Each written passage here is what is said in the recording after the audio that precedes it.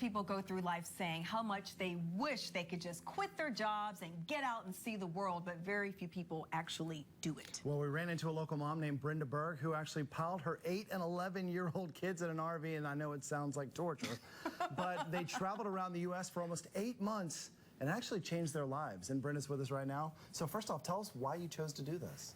Well, I've been working really hard since my kids were born, and I've had a great relationship with my children, but I got to a point when my daughter turned 10, and a week later I was in a factory in China saying, I can't spend her middle school years in China.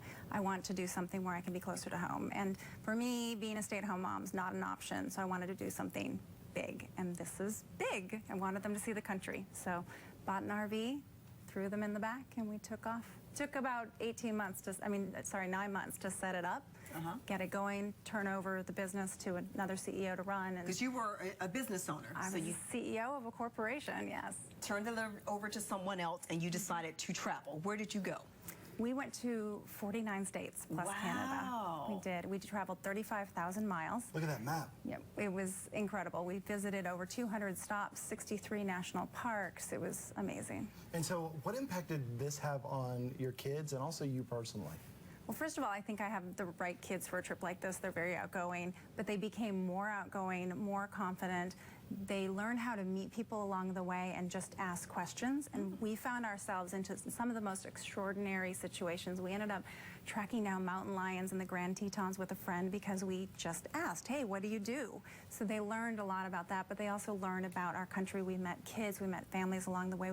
We saw homelessness, we saw hunger, we saw the natural beauty of the country. So they saw really the diversity of our country. And it wasn't all just fun and games. I mean, they had to work, they had to do blogs, and tell us about that, and also the books. Right. Well, they studied every day, they read every day, they did their math curriculum, they wrote over 50,000 words each on their blog. They each did several dozen PowerPoint presentations, research projects on what we were doing.